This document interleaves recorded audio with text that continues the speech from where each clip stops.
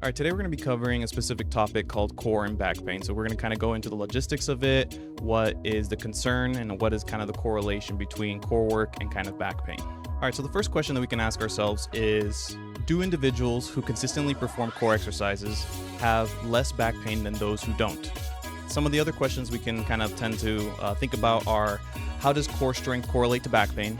How do people with strong core muscles have the same amount of back pain as those without strong cores? What are all the muscles involved in our general core area? And what are the best exercises to develop and maintain a strong core? So it's a relatively known fact that core muscular strength assists in supporting the lumbar spine. But what is kind of the general mechanics that go into explaining why it is that when we perform core exercises, not just in the front, but in the back, that we have less back pain? So weak core muscles cause the body to rely on its ratchet mechanics, so the osseous structures, and in this case it would be the lumbar vertebra. When this happens, the bony structures are stressed more than they should be and tend to suffer injuries due to repetitive microtraumas. So repetitive microtraumas are just traumas, as it kind of describes itself, repetitive, over and over and over, to where it causes small amounts of injuries that in turn result in a larger injury over time. And in severe cases, a large trauma will tend to cause lasting injuries, which can affect other body mechanics. Personal story, when I was wrestling in my younger age group, maybe around 14, 15 years old, the week before I went to a national tournament, I had a back injury where I don't know if it was like a lumbar strain sprain, or was a facet injury, or if it was like a micro disc herniation. I was deadlifting, I felt a large pinch, kind of goes with the mechanics of kind of a small disc herniation. And I had a lot of back pain. So I was forced to rely on more of my outstanding structures, my elbows, my knees, to kind of push me through or allow to stabilize myself through different movements. What ended up happening was I relied too much on my upper body strength, and I ended up dislocating an elbow as a result of having a low back injury. That's kind of where it goes into it, as one injury may cause weaknesses or overstraining in other areas to where you'll have an actual injury that may be larger to a different area of the body. The literature shows us that core strength training is more effective than typical resistance training for alleviating chronic low back pain. So let's define what chronic low back pain is. Chronic low back pain is defined as general low back pain that continues for a minimum of 12 weeks. Acute low back pain is usually caused by a sudden injury to the muscles and ligaments that support the lower spine.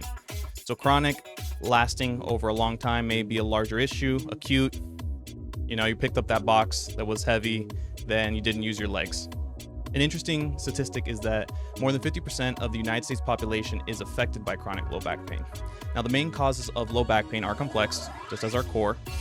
Studies show that in order to mitigate chronic low back pain, or CLBP for short, it is imperative to improve the mobility and strength of our core muscles.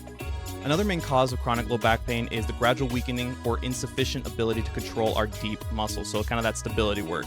This becomes apparent during vital moments when we attempt to stabilize ourselves to prevent injury. So in this case, I have the meme on the right side that shows when you accidentally miss the last step on the stairs. So this is kind of what's kind of going on, and kind of what tends to happen is you kind of stabilize everything as you're kind of falling down, trying to grab yourself at the last moment when you miss the last step. So during any physical activity, walking or lifting 500 pounds, our core trunk muscles ensure the mobility and stability of the lumbopelvic region. And the lumbopelvic region is just a fancy word for saying the lumbar area and the pelvic region kind of functioning together as one mechanism. So now let's cover strong versus weak core muscles. Now, when we have weak cores, it leaves us more prone to poor posture, lower back pain, and muscle injuries. Now, something that I pulled from one of the sources that you'll see at the end is they kind of put this general statement, so I put it in quotation marks. So here's what it says.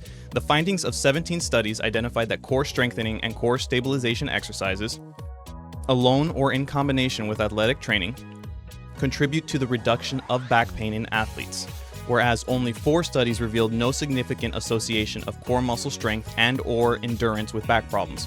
Now, what this is saying is that a large majority of the studies found a higher correlation that people who perform core exercises have less back pain.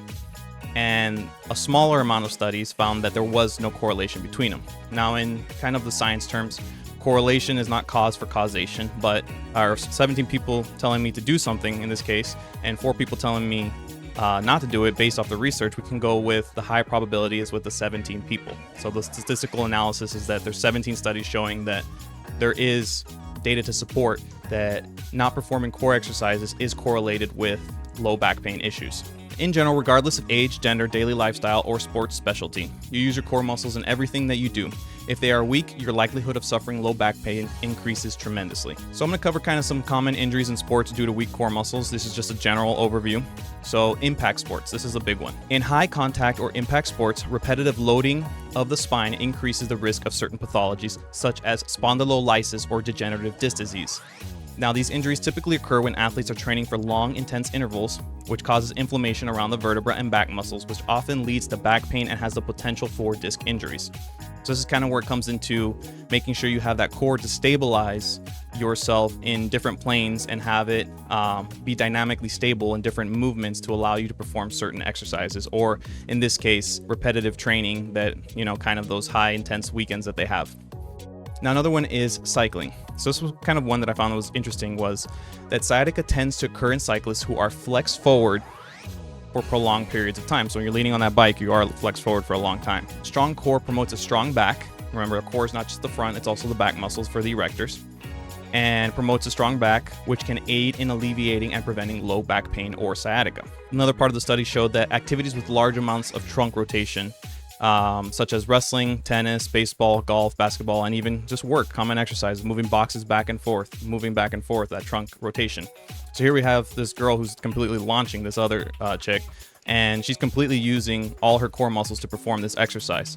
So having a strong core allows people to be dynamically functional in different ranges of motion that would cause injury normally when we don't have that stability work. So the other point I have here is sacroiliac joint dysfunction and low back pain are common in activities that perform repetitious trunk rotation. So what does the conclusive research findings to kind of tell us? So these are kind of just some bullet points that I found from some of the various studies that I'll reference at the end. And they say that core stability exercises have been found to be the optimal treatment modality for improving proprioception, balance, and reducing functional disabilities in patients with subacute, non-specific low back pain. So in this study, they compared regular strength training, rehabilitation, range of motion exercises, and core stability training for patients with non-specific, subacute low back pain. And this means that it was from not any origin, such as a fracture, a herniated disc, facet issue. It was just back pain that came from nowhere, that they just had it in general. The studies also showed that immediately following core stability exercises, proprioception and balance were drastically improved. This speaks to the importance of performing core exercises prior to exercising larger muscle groups such as squats, deadlifts, cleans, etc. So I'll kind of reference it later as why you should do core before any larger exercises or any exercises you do at the gym. And this kind of attests to that individuals who did some core prior to doing other exercises, they saw a higher level of proprioception and balance after performing these core exercises. And this comes into play like when you're squatting, kind of moving in those dynamic movements, you already have that proprioception and those muscles warmed up so you won't get hurt.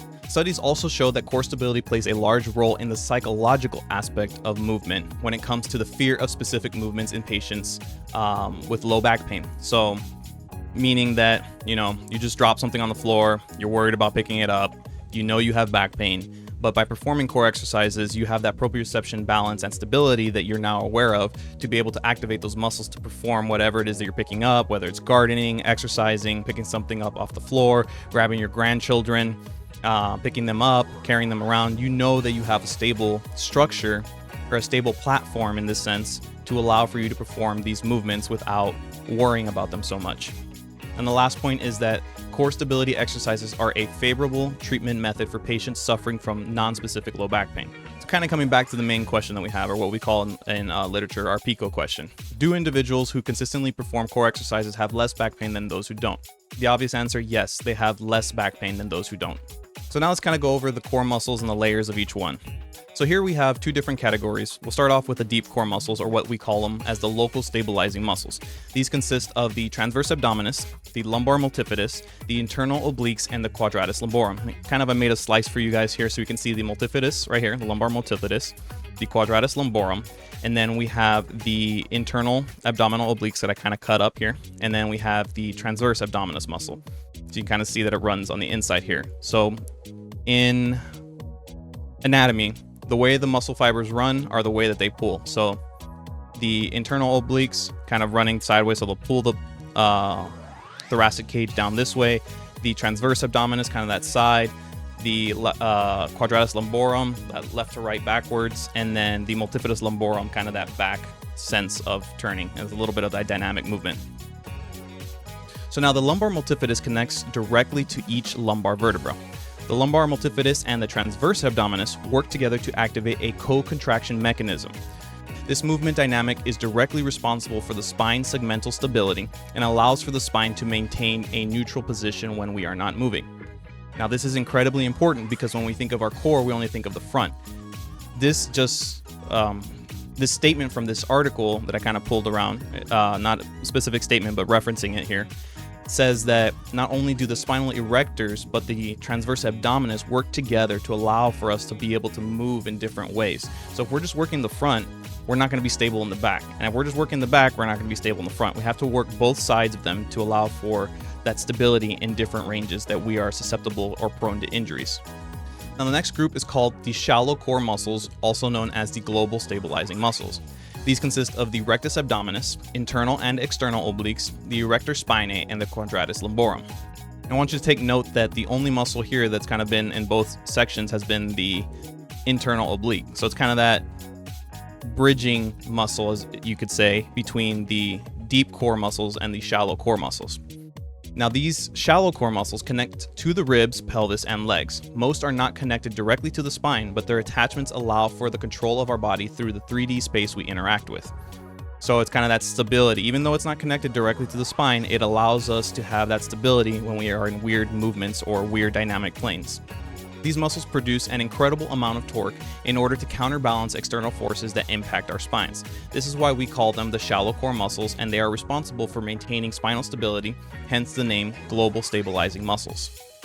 So here's kind of just a diagram showing both all the shallow core muscles that I kind of made for you guys. So we have the rectus abdominis, the external obliques, then we have the internal obliques, we have the quadratus lumborum here, the quadratus lumborum over here on this side that I picked out. And then what we have for the spinal erectors is what we call in anatomy the SLI muscles, S-L-I. S being the spinalis thoracic muscle, L being the longissimus thoracic muscles, and then the I being the iliocostalis lumborum. So you can kind of see that they run here.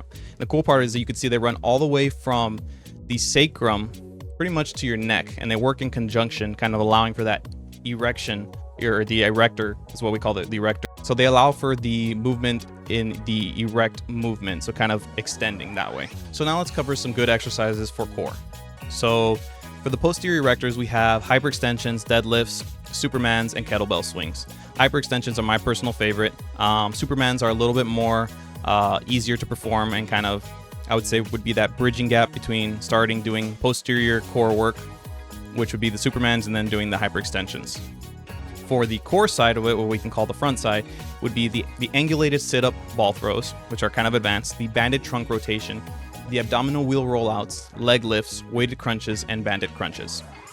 So I'm kind of just show you a couple of each one, not going to go into specifics of all of them, and I'll give you a repetition count and how often you should be performing these. So we have the hyperextensions here. So you want to do the repetitions around 20 to 40 reps, sets of 4, and the frequency every day before the main body part.